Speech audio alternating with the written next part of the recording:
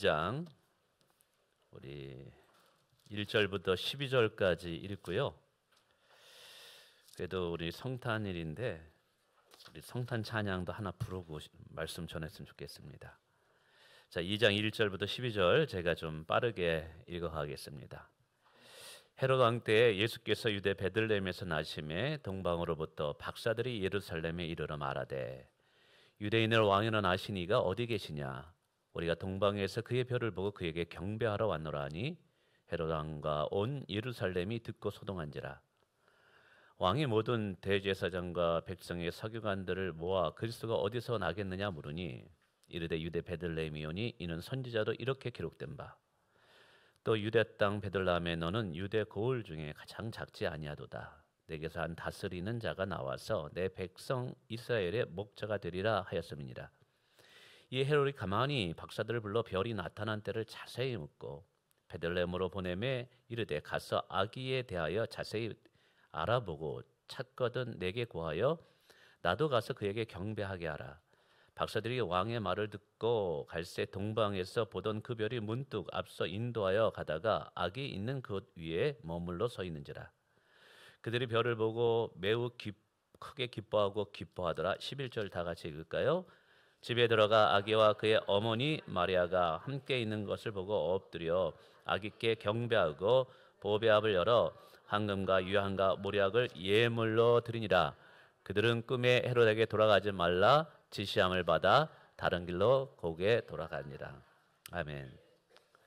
오늘 예배 시간이 좀 늦게 끝나더라도 찬송가 115장 우리 한번 찬양 한번 하고 우리 말씀 들어보겠습니다. 우리 115장 기쁘다 구주 오셨네.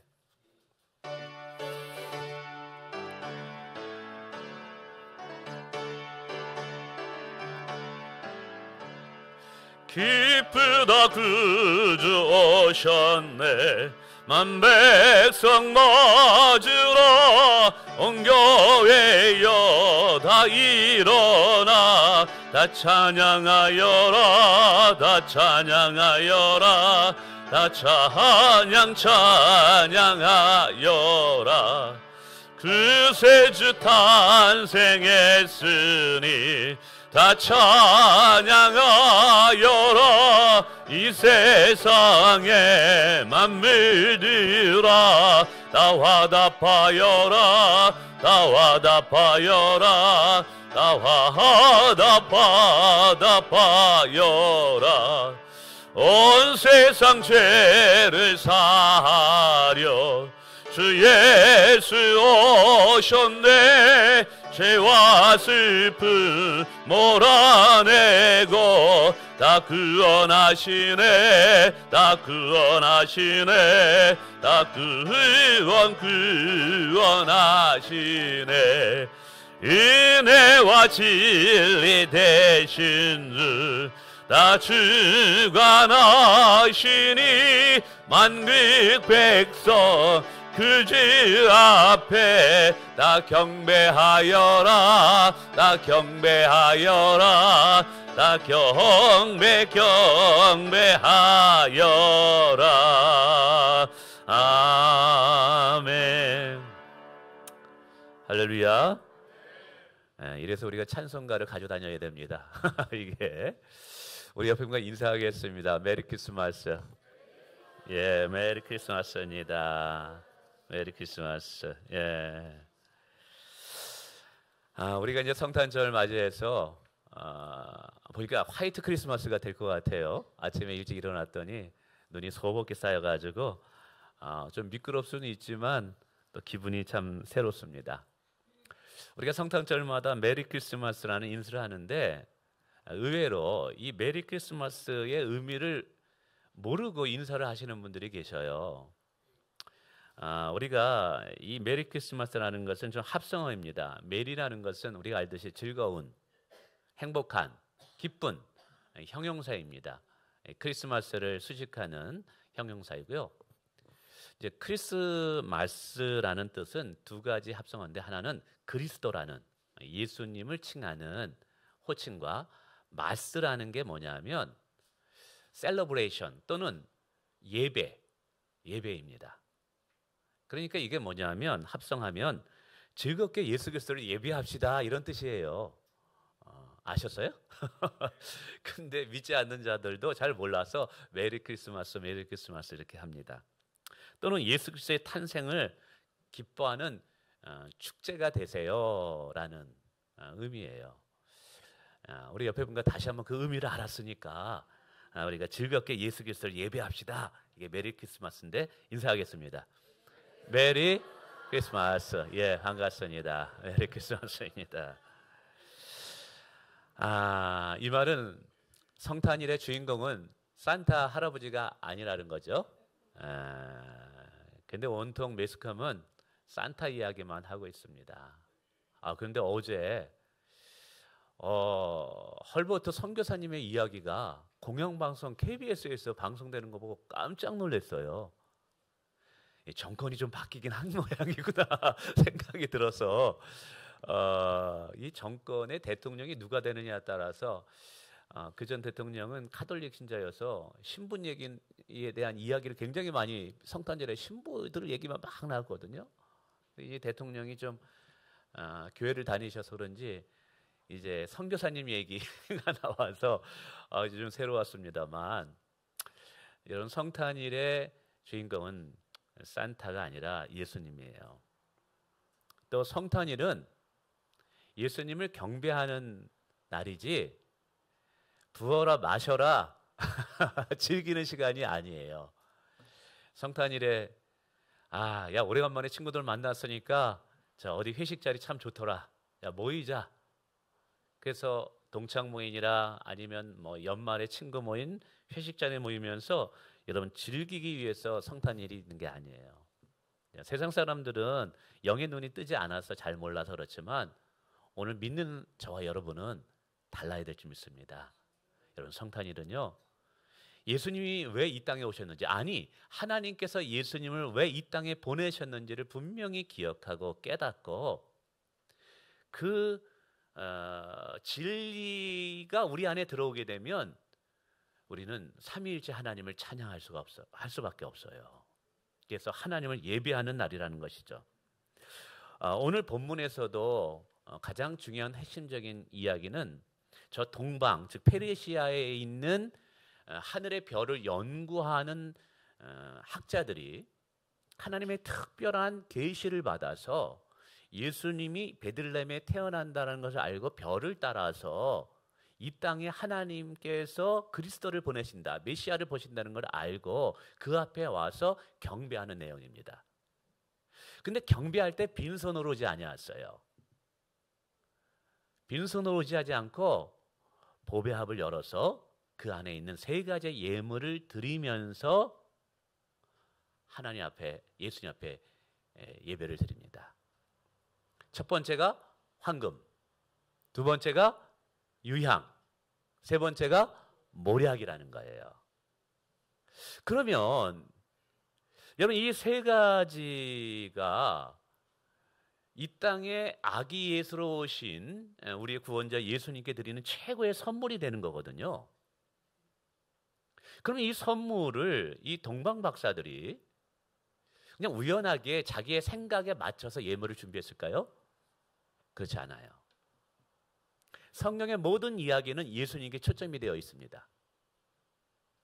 그래서 이 선물도 하나님의 특별한 계획 속에 동방 박사들이 예수님께 최고의 선물을 드리도록 사실은 하나님께서 계획하셔서 그걸 드리게 하신 거예요. 그래서 오늘은 이 세 가지의 예물을 우리가 깊이 묵상하면서 아니 도대체 이 성탄일에 우리가 예수님을 왜 예배해야 되는지 아니 하나님께서 예수님을 왜 이 땅에 보내셨는지를 분명히 깨달아야 돼요. 그리고 이 동방 박사들은 황금과 유향과 모략을 드리면서 예수님께 예배를 드렸어요. 우리가 내일 성탄일입니다. 주보 안에 성탄 예물들하고 헌금 봉투가 다 들어가 있습니다. 그러면 거기에다가 10,000원짜리 하나 아니면 10만 원 드리고 그냥 예배 드리면 우리 동방 박사들처럼 예수님께 예물 드리면서 예배 드렸으니까 내가 다 제대로 예배 드렸다라고 생각해야 될까요? 정말 동방박사처럼 아기 예수님께 최고의 드릴 예물은 무엇일까? 이걸 좀 생각해 보자는 거죠. 우선 이 드려진 예물은 다시 한번 예수님이 이 땅에 오셔서 무슨 일을 할 것인지, 하나님께서 왜 예수님을 이 땅에 보내셨는지에 대한, 쉽게 얘기하면 예수님이 누구신가에 대한 대답을 해주는 예물의 예표적 상징이 있어요. 첫 번째, 황금을 드렸다고 했습니다. 고대 근동에는요, 왕이 태어날 때 여러 나라의 신하들이 그 왕자가 태어난 것을 기뻐하고 축하하기 위해서 뭘 가지고 예물을 드리냐면 황금을 드리는 전례가 있었어요. 그래서 동방박사가 예수님께 황금을 드렸다라는 것은 예수님은 이 땅에 오신 하나님 나라의 왕이라는 의미가 들어있는 거예요. 예수님은 무엇으로 이 땅에 오셨다고요? 왕으로. 하나님 나라의 믿음을 가진 구원받은 백성들의 왕으로 이 땅에 오신 거예요. 그래서 이 황금은요, 왕의 고결함, 신성함, 이걸 상징해요. 여러분, 금은 변하지 않잖아요. 여기서 금 싫어하는 분 있습니까? 다 좋아하잖아요. 금이 왜 귀합니까? 안 변하니까. 100년, 200년 돼도 안 변하니까. 그러니까 이 고결함과 신성함, 이것이 황금의 특징이에요. 바로 왕으로 오신 예수님의 속성을 드러내기 위한 것이죠. 성경에 보면 예수님께서 여러 사역들을 행하시는데, 가령 제자들과 갈릴리 호수를 건너갈 때 배를 타고 건너갑니다. 이때 예수님이 너무 피곤해가지고 구석에서 이렇게 주무시고 계셔요. 근데 이때 파도와 바람이 막 몰아칩니다. 이러다가는 이 배가 전복이 돼가지고 제자들이 여기에서 빠져 죽을 형편인 거예요. 나름대로 어부였기 때문에 이런 파도와 바람은 뭐 어느 정도 헤쳐나갈 거라고 생각했는데 이번은 그렇지 않은 거예요. 제자들은 두려워 떱니다. 이러다가는 여기 갈릴리 바다 호수에서 다 빠져 죽겠구나. 그래서 예수님을 깨웁니다. 예수님 일어나세요. 저희들을 좀 구원해 주세요. 우리는 이에 대한 설교 본문을 많이 들었을 거예요. 위기를 만났을 때 예수님을 깨우라. 인생은 위기를 만날 수 있다. 뭐 여러 가지 다양한 설교를 했어요. 그때 예수님이 일어나셔서 파도와 바람을 향해서 잠잠하라 합니다. 그러자 파도와 바람이 잠잠하게 됩니다. 그러자 반응이 나타납니다. 저가 위기 시기에 바람과 파도를 잠잠케 할 수 있겠느냐. 그러니까 그 내용의 포인트는 뭐냐면, 성경 저자 의도는 뭐냐면 예수님이 누구신가를 주목하라는 거예요. 파도와 바람을 잠잠케 하시는 예수님은 누구시냐, 이거 기억하라는 거예요. 바로 그것은 창조자 하나님이라는 거예요. 우리 예수님은 모든 만물을 다시는 창조자 왕이 되시는 분이시라, 이 말이에요. 할렐루야. 또 예수님은 귀신을 내어쫓습니다. 병든 자가 있을 때 예수님께서 귀신을 내어쫓습니다.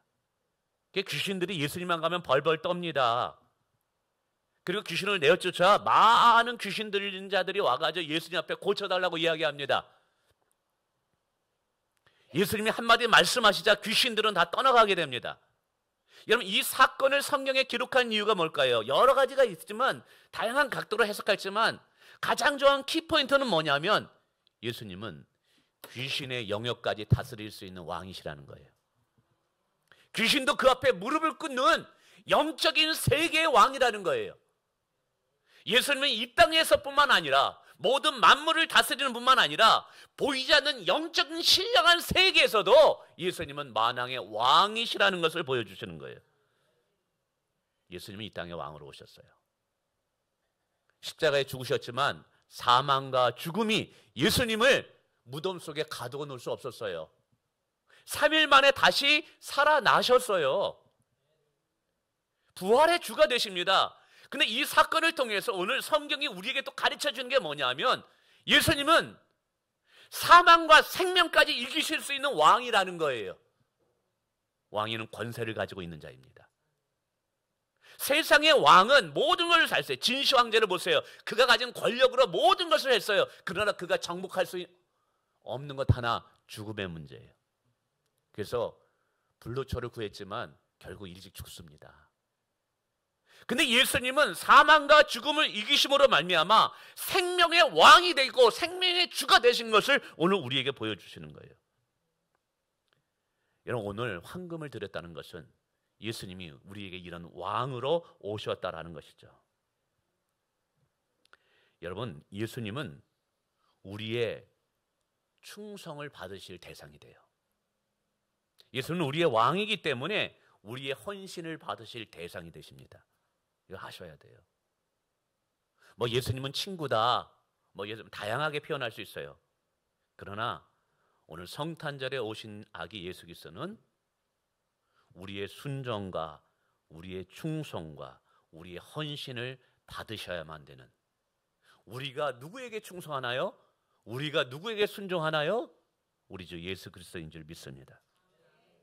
근데 그분은 어떤 왕으로 왔냐 하면 세상의 왕들과 같이 권력과 힘을 가지고 다스리고 정복하고 굴복시키는 왕으로 온 게 아니에요.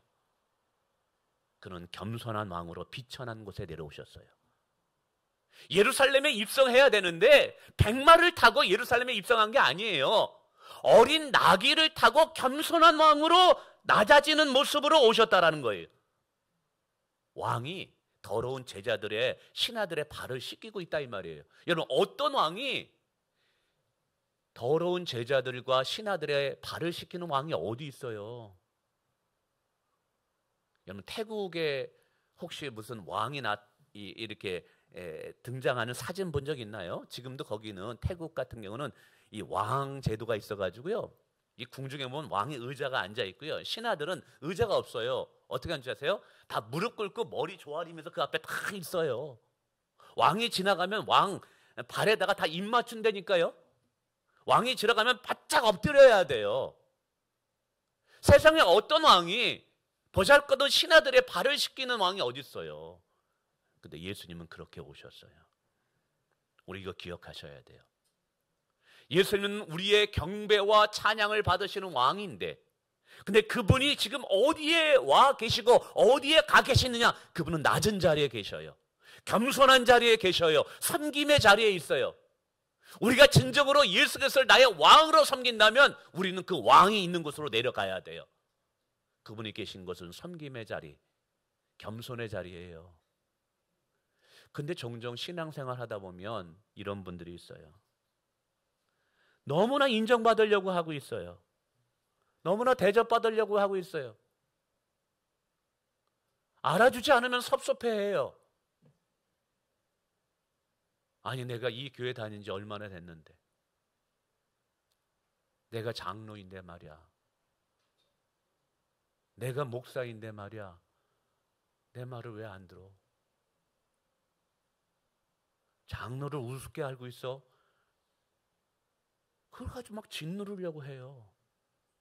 그런 세상의 통치의 방법이에요. 여러분, 예수님은 낮은 자, 섬기는 자, 화목하는 자, 평화의 왕으로 오신 것을 기억하시길 바라겠습니다. 왜 사람들이 자꾸만 교회 와서도 대접받으려고 하고 인정받으려고 하고 알아주지 못하면 섭섭병에 걸릴까요? 이거 몰라서 그러는 거예요. 지금 예수님은 섬김의 왕으로 오시고 겸손한 왕으로 오시고 낮은 자의 모습으로 오신 왕이라는 것을 알지 못하기 때문에 그래요. 여러분, 이거 우리 알아야 됩니다. 할렐루야. 성도 여러분, 성탄절에 우리가 무엇을 하나님께 드림으로 예배를 드려야 될까요? 우리가 드려야 할 황금은 무엇일까요? 우리가 드려야 할 황금은 10만 원, 20만 원, 100만 원 헌금이 아니에요. 우리가 예수님께 드려야 할 예물은 겸손임이에요. 섬김이에요. 낮아짐이에요. 화목이에요. 이것이 성탄일 우리가 예수님께 드려야 할 예물이에요. 할렐루야. 왜요? 그분이 그런 왕으로 우리 앞에 서 있으니까 제자이고 신하인 우리가 당연히 그분을 따라가야 되니까. 여러분 부탁드립니다. 내일 성탄일 물론 정성을 다해서 예물을 드립니다만 여러분 봉투 안에 돈 얼마 드렸고 그 예물 드렸다고 해서 나는 예수님께 다 드릴 것 다 드렸다고 생각하지 마세요. 진정으로 예수님이 원하는 성탄 예물에 하나님이 받으실 선물은요, 우리에게 받으실 선물은요, 겸손이에요, 낮아짐이에요, 섬김이에요. 할렐루야. 예. 두 번째로 오늘 유향을 드렸습니다. 이건 감목나무의 송진입니다. 송진. 그래서 이 송진 가루가 이렇게 덩어리처럼 되어 있어요. 황금을 드렸다면 그게 최고의 예물은 이해하겠어요. 근데 이게 뭐 비싸다고 하지만 황금보다 비싸지 않고 다이아몬드를 드리는 게 좀 낫지 않았을까요? 예? 다이아몬드와 여러분 유황과 뭐가 더 비쌌을까요? 다이아몬드가 더 비쌀 거예요. 근데 하나님이 받으시는 최고의 선물은 다이아몬드가 아니라 유황이라는 거예요. 왜 그런 줄 아세요? 송진 가루 같은 이 덩어리인데 뭐 귀하긴 하지만 이유는 그것은 예수님이 어떠한 일을 할 거에 대한 예표적인 선물이기 때문에 그래요. 예수님을 드러내는 거기 때문에 그 선물이, 그래서 그 선물이 귀한 거예요. 하나님이 뭐 황금이 없어서 다이아몬드가 없어서 그거 받으시겠습니까? 그것이 귀한 이유는 예수 그리스도가 어떠한 분인지를 드러나는 것, 예수 그리스도가 어떠한 분인지를 나타나게 하는 것, 이것이 귀한 거예요. 오늘 우리의 삶이 그래야 되는 거예요. 예수 그리스도를 드러내는 사람. 저와 여러분의 삶을 통해서 예수가 증거되길 원합니다. 저와 여러분의 말씀을 통해서 믿음이 연약한 자들이 예수님을 볼 수 있는 분들이 되시길 바랍니다. 그게 하나님께 드리는 가장 멋진 선물인 거예요. 자, 그러면 이 유황의 용도가 뭐냐면 레위기 2장에 이렇게 설명합니다. 한번 띄워보죠 보세요. 자, 누구든지 소재 예물을 여호와께 드리려거든 하는데 이 소재는 뭐냐면 모든 하나님께 드리는 제물은 번제, 이 태워서 드리는 제물이에요. 근데 이 번제에도 화목 제물, 뭐 여러 제물이 있는데 이 소제만, 일반적인 제물은 동물을 잡아서 드리는 제물이에요. 근데 이 소제만 유일하게 곡식을 태워서 드리는 예물인데 이게 모든 제사의 마지막에 완결판으로 드려요. 근데 소제 예물을 드릴 때 고운 가루로 예물을 삼아 그 위에 기름을 붓고 또 그 위에 무엇을 놓아? 반드시 이 소제에 들어가는 이 하나의 용품이 있어요.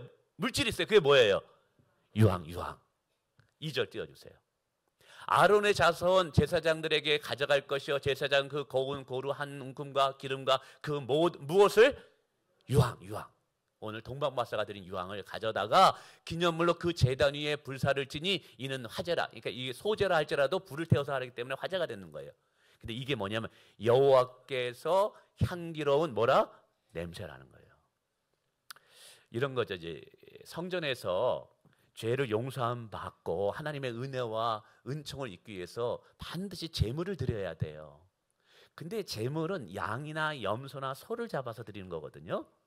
그래가지고 이 제단 앞에서 양을 잡아가지고 피를 받습니다. 피가 뚝뚝 떨어지는 거예요. 그걸 갖다가 이제 뿌립니다.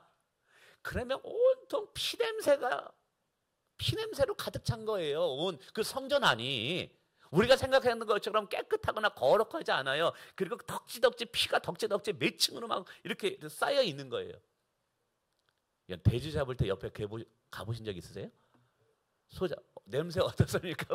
오늘 우리 이시우 집사님 반응이 너무 좋습니다. 감사합니다. 자, 피냄새 진동합니다.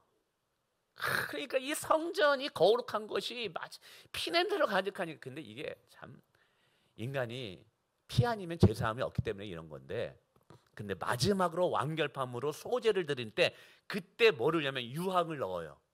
그럼 유황이 타면서 뭐가 나느냐면 향기로운 향기가 성전에 가득 차요. 그 피냄새를 이 향기가 다 덮어버려요. 이게 제사장이 해야 하는 일이에요.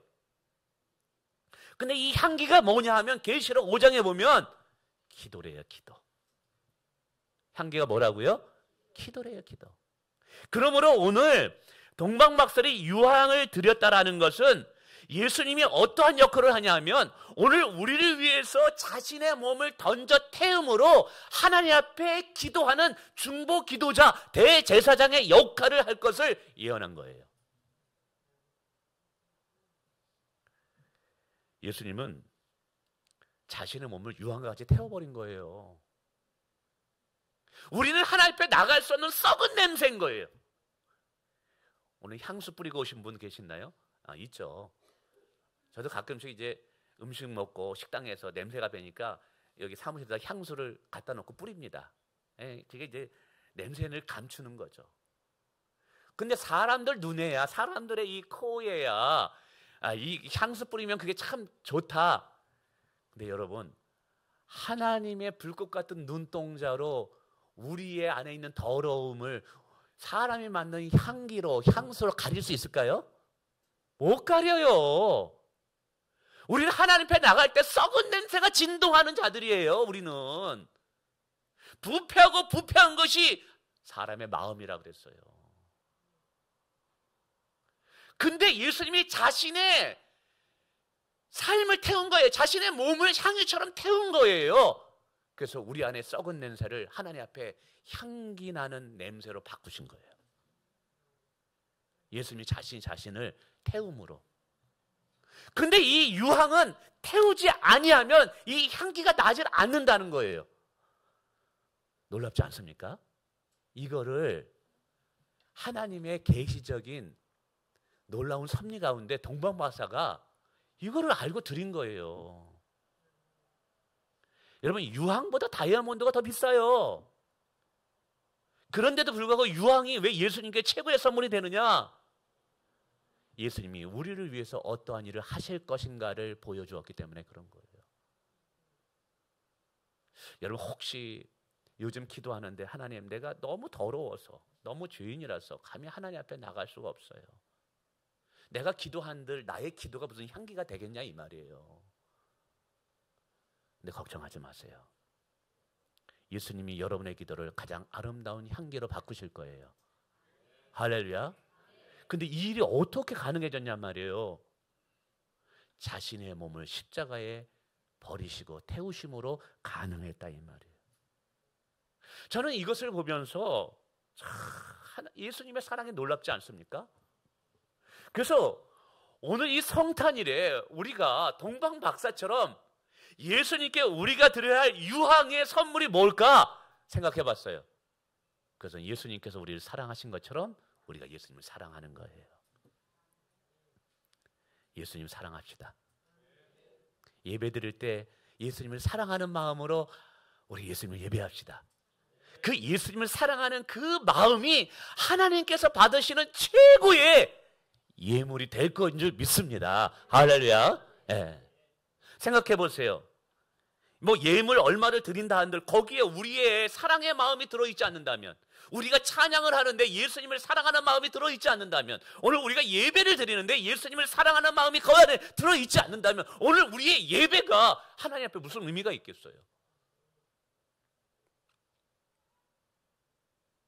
우리 따라서 고백합시다. 예수님 사랑합니다. 예, 할렐루야. 세 번째는 모략입니다. 모략. 이 모략은 산 높은 곳에서 이렇게 나오는 나무에서 나오는 진액인데 이게 기름이에요.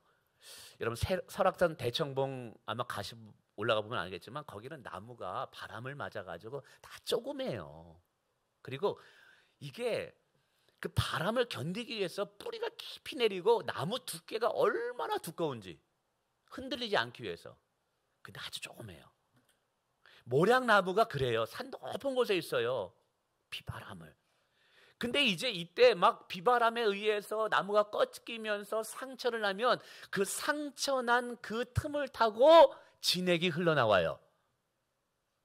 그 진액이 기름과 같아요. 아주 끈끈한 기름. 이게 뭐냐면 이게 뭐라고요? 이게 모략이에요. 모략. 그래서 모략은요, 이 피부병에도 좋고요, 뭐 다양하게 쓰여집니다. 근데 모략이 예수님을 위해서 쓴 가장 소중한 사건이 하나 나와요. 요한복음 19장 39절입니다. 화면 띄워주세요. 자, 아리마대 사람 요셉은 예수의 제자이나 유대인이 두려워 그것을 숨기더니 이제 예수님이 죽으셨어요. 근데 이제 시신을 누가 이거를 뭐 보존하고 안치하고 장례를 치러야 되는데 제자들은 다 도망을 가버린 거예요. 예수님의 시신은 십자가에서 이거 누가 내리고 이 일을 해야 되는데 아무도 나서는 사람이 없는 거예요. 이때 아리마다 사람이라는 사람이 요셉이라는 사람이 벼랑간 등장해서 빌라도에 가서 예수님의 시신을 달라고 하는 거예요. 그리고 이제 이것을 오늘날로 얘기하면 염을 하고 안치하고 장례를 치러야 되는데 유대인들이 어떠냐? 시체를 가져가기를 구하며 빌라도가 허락하는 자라 이에 가서 예수의 시체를 가져간 거예요. 그래서 이제 장례를 치르는 거예요. 39절. 자, 일찍이 예수께서 밤에 찾아왔던 니고데모도 무엇과? 모략이 여기서 나와요. 모략과 침향 섞은 것을 100리트리쯤 가지고 온지라. 예수님의 죽음을 준비하는 거예요. 근데 침향은 베트남산이 좋습니다.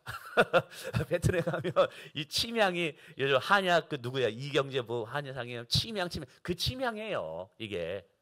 근데 그 향이 나는 것과 여기서 뭐가 나왔다고요? 모략. 이 기름은요 죽은 자를 위한 장례를 준비하기 위함이에요. 근데 예수님이 태어날 때 장례를 준비하는 모략을 제물로 드린다 이 말이에요. 예물로 드리고 있다는 말. 이게 너무나 생뚱맞지 않습니까? 여러분 가정에 귀여운 손자가 태어났어요. 근데 손자가 태어났는데 목사님이 선물을 가져간 거예요.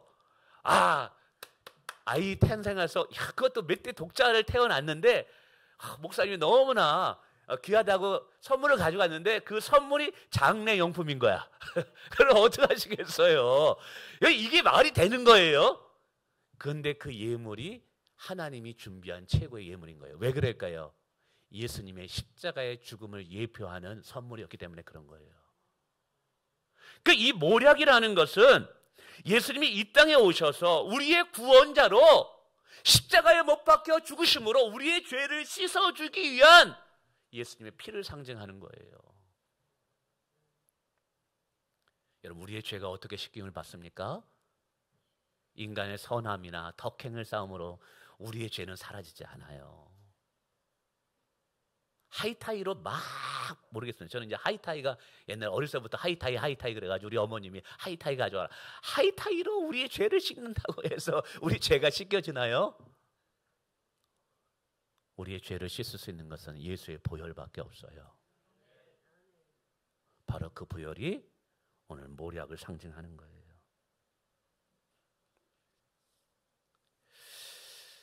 우리는 이러한 십자가에 죽으시는 구원자 예수 그리스도를 보면서 우리가 어떻게 반응해야 될까요? 왕으로는 충성을. 우리를 위해서 희생하신 대제사장을 향해서는 우리가 사랑을. 이제 우리의 죄를 위해서 십자가에 주신 예수님을 향해서는 우리가 무엇으로 반응해야 될까요? 믿음이에요. 믿음. 예수님은 우리에게 믿음을 통해서 의의 옷을 입게 하기 위해서, 믿음을 통해서 생명을 주기 위해서 십자가에서 죽으신 거예요. 그 십자가에서 죽으실 때 우리에게 뭘 선물로 주시길 원하냐면 구원이라는 것을, 생명이라는 것을 선물로 주시길 원했던 거예요. 그래서 오늘 우리가 구원자 되신 예수님 앞에 우리가 받아야 할 최고의 선물은 구원이고 영생인 줄 믿습니다. 할렐루야. 그렇다면 여기서 또 고민을 했어요. 동방박사가 모략을 통해서 예수님께 성탄절에 예물을 드렸다면, 예배를 드렸다면 오늘 우리가 드려야 할 모략은 무엇일까? 두 가지가 생각나더라고요. 첫째는 믿음입니다. 믿음. 오늘 우리가 예수님께 드려야 할 최고의 예물은 믿음이에요. 할렐루야. 믿음이에요. 왜? 믿음은 정금보다 귀하다 그랬으니까. 여러분 혹시 지금 실현당하는 분 계십니까? 참 어려운 분 계십니까? 어제 어느 집사님 신방을 갔어요. 요즘 2023년이 생애에서 가장 힘든 시기래요. 어마어마한 많은 것을 잃어버렸어요. 너무나 힘든 시기를 지내고 있어요. 근데 제가 너무 감사했어요. 왠지 아세요? 믿음은 잃어버리지 않았던 거예요. 믿음은 잃어버리지 않... 여러분, 예수 믿는 사람이 건강 잃어버릴 수 있어요. 물질 잃어버릴 수 있어요. 명예도 잃어버릴 수도 있어요. 그러나 우리가 절대로 잃어버려서 안 되는 게 하나 있는데, 예수가 나의 구원자라는 믿음이에요. 예수가 나의 길이요 진리요 생명이요 나의 영원한 생명이라는 여러분 이 믿음이에요. 환난이 와도 핍박이 와도 여러분 이 믿음을 잃지 않기를 주님의 이름으로 축원을 드립니다. 왜요? 이 믿음은 마지막 날에 하나님 앞에 서서 우리가 의롭을 받을 수 있는 유일한 근거가 되기 때문에 그래요. 여러분, 믿음은 우리에게 의의 옷을 입혀주시는 거예요. 뿐만 아니라 자, 이게 우리가 얻은 이 구원을 좀 소중히 여겼으면 좋겠다라는 거예요. 여러분, 하나님께서 우리에게 값없이 하나님의 은혜를 주셨어요. 구원이라는 것을 예수 믿기만 하면 주셨어요. 그래서 세상 사람들은 기부엔 태크가 익숙한 사람은 이해가 되지 않아요. 근데 이게 왜 이해가 될 수밖에 없냐면 인간이 너무 더럽고 악하기 때문에, 전적 부패했기 때문에 인간 스스로는 구원에 도달할 수가 없는 거예요. 그래서 하나님께서 그 아들을 친히 이 땅에 보내실 수밖에 없는 거예요. 인간 안에는 구원받을 수 있는 어떤 것도 없기 때문에 하나님이 우리에게 오실 수밖에 없던 거예요. 그 오신 분이 예수님인 거예요. 믿습니까? 근데 오늘 우리는 이 구원을 하나님의 은혜로 값없이 받았거든요. 근데 우리는 값없이 받았지만 공짜로 받은 거예요. 선물로 받은 거예요. 그러나 우리가 이 공짜로 선물로 받기 위해서 하나님 입장에서는 어마어마한 희생과 대가를 치렀다는 걸 잊어서는 안 돼요. 성탄절이 기쁜 이유는 우리에게 구원자가 오셨기 때문이에요. 아멘. 구세주가 나셨네. 구원자가 왔기 때문에 기쁜 건데 하나님 입장에서 보면 그 아들을 버리기 시작한 시점이에요. 그 아들을 우리에게 영원한 생명을 주고 구원을 주시기 위해서 버리신 거예요. 그날이 성탄절이에요. 그러니까 하나님 입장에서 보면 어마어마한 희생과 대가와 그거를 지불한 날이 시작한 점이 성탄일이에요. 우리는 엄청난 이익을 받았지만 하나님 입장에서는 마이너스가 어마어마한 거예요. 아들을 버리셨으니까. 그 시작점이니까. 그래서 얻은 구원이 오늘 우리의 구원이에요. 여러분, 공짜로 얻었다고 해서 하나님께서 아무 일도 하지 않고 그냥 덤으로 준 거 아니에요. 우리가 공짜로 이 구원을 받기 위해서 하나님은 어마어마한 희생을 치렀다는 걸 깨달아야 돼요. 그래서 우리가 얻은 구원이 얼마나 값진가, 우리가 얻은 구원이 얼마나 귀한가, 여러분 이것을 잊지 않고 늘 감사하며 기뻐하며 그 구원을 주신 하나님을 경배하며 살아가는 것이 오늘 우리가 성탄절에 예수께 드리는 최고의 예물이 되심을 기억하시길 바랍니다. 말씀을 맺습니다. 메리 크리스마스라 그랬어요. 즐거운 성탄절 예배가 되게 하세요. 성탄절이 셀레브레이션, 이 카니발, 이게 축제가 돼야 되는 게 어떻게 가능할까요? 예수님이 누구인지 알지 못하면 여러분 즐거운 성탄절이 될 수 없어요. 성탄절, 행복한 성탄절이 되려면 예수가 누구시고 나를 위해서 무엇을 하셨는지, 왜 이 땅에 오셨는지를 정확하게 깨달아야지만 그때 비로소 여러분 성탄절은 우리에게 감격의 날이 되는 줄 믿습니다. 오늘 그걸 분명히 이해하시는 이 주일이 되시길 주님의 이름으로 축원을 드립니다.